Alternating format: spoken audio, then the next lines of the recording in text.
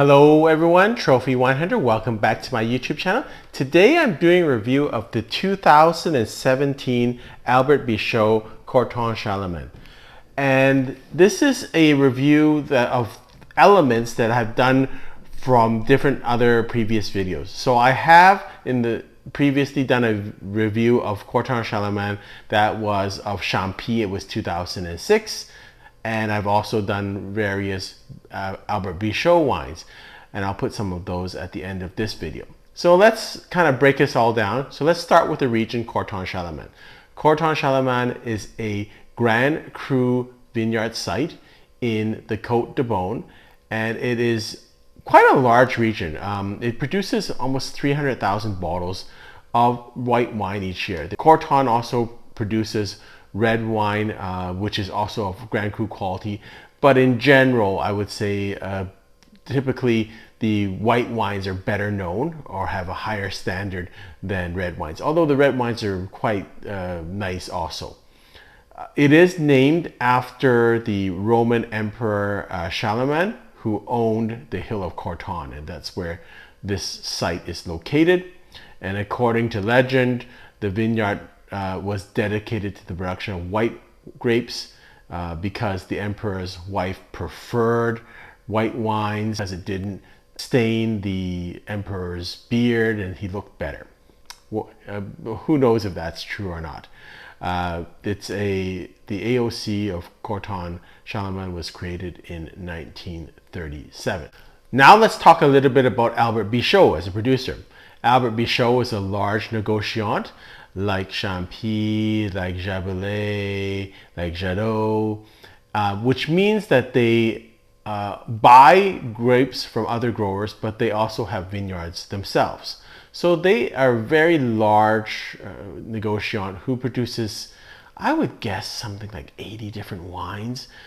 So they have to have a lot of coverage, and they obviously could not be owning all these vineyard sites themselves, so you have to buy from growers. They have about 100 hectares of vineyards, which is huge. And Bichot was established in 1831 by Bernard Bichot, and he named the business after his son, Albert Bichot. Now let's talk about this wine specifically.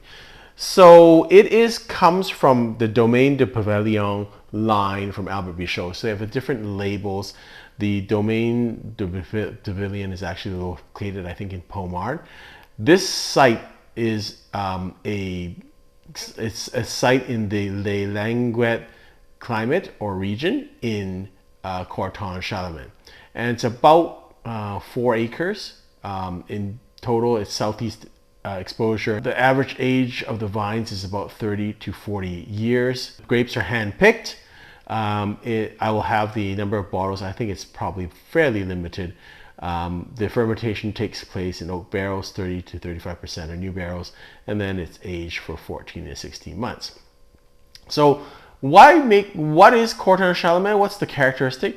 I have difficulty also figuring that out. I think in general, Corton Charlemagne needs age. When it's young, it can be a little bit green, both in color and on taste. It really isn't that great when it's young. It's not worth the price. I think it does need age, and as it develops through age, it develops more complexity. So it firms up. It's a relatively full-bodied white wine. It's gonna sometimes have apples, butter, notes, and more. It can develop more complexity than other wines. So I used to drink a lot of Corton Charlemagne, never figured out, thought it was kind of overpriced, but that's because I didn't wait. And that was exemplified by the 2006 Champy that I drank, and that was really fully matured, and it really had a lot of complexity and a lot of secondary and tertiary flavors. So kind of my point is, if you're going to drink Corton, you do need age, and this is a good example. This is a 2017 vintage. It's now already 9 years, and I still think it's got a long way to go. It's starting to develop. I remember drinking this 3 or 4 years ago, and it was so young. It was like just citrusy, and I'm thinking, well, why am I paying this much money for this wine when I could have a lot of citrusy Chardonnay wines from Burgundy? I can have a lot of Macon wines that are the same quality. But I think as it develops, you get why Corton is a Grand Cru vineyard site. So this has been aged overnight. I had it with some friends last night. Had a nice charcuterie plate with cheeses and went really well with that. So let's try it now. 2017 was a fairly good vintage for white Burgundy. It wasn't exceptional. I would say it's very good, but it's not like one of these once in a century type vintages. Probably of this decade, 2019, I would guess, would be the top vintage for white wines. So 17 is up there. It's not bad, but there are better vintages. As you can see by the color, it's starting to take on a little bit of age. So it's a much more, I wouldn't even call it grain yellow. I think it's even darker than that. So as compared to when I drank this wine 3 years ago or 4 years ago, when it first came out, it was quite light, like almost white, palish yellow, almost a very faint yellow. And so this has taken on some color, which is nice. A lot of white wines you'll just take right out of the fridge. With Grand Cru, I like it a little bit warmer, not totally room temperature, but I've had this now out for about 30-40 minutes and just letting it warm up a bit. I find that actually brings out the aromas and flavors of the wine a little bit better. So on the smell, I feel I get some kerosene and I get some white flowers, but not as much as the citrusy elements. I almost get like almost a, very floral component to this. White flowers, I want to say another type of flower, maybe rhododendron, something like that. It's got a little bit of bitterness in terms of the floweriness of it. It's not like roses. So maybe lilies and rhododendrons, that type of smell to them. Maybe a little bit of tropical fruit also, but not as many fruity elements as you would expect from a younger Chardonnay wine.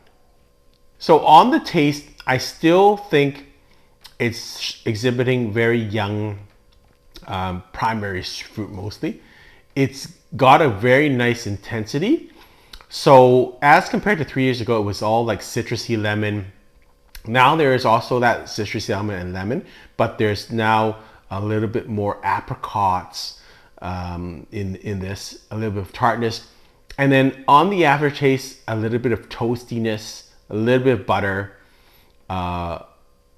almost like a brioche type taste to it. And that's coming. I can see it coming, but it's not quite there right now. It is a nice wine, and it's got that it's much fuller than when I drank it 3 years ago. So it's coming around, and now I'm feeling in the aftertaste a much more buttery popcorn type taste to it.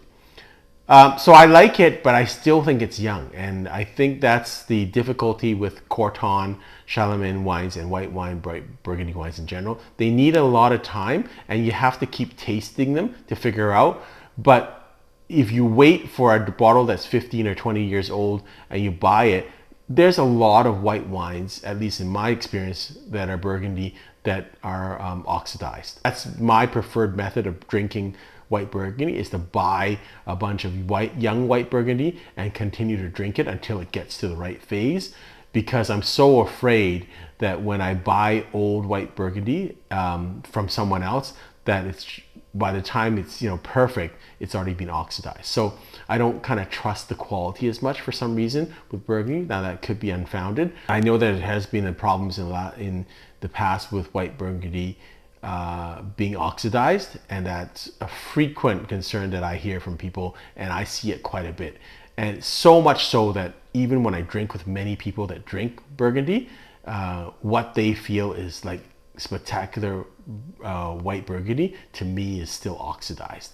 And so I think that point is there's so few aged white Burgundies that are actually stored in great conditions and that don't have some type of bottle taint or cork taint, that it's so unusual for people, and they kind of assume that old wines that are in fact oxidized are perfect. They're not. And so it's so unusual to find perfect old white Burgundy, in my opinion.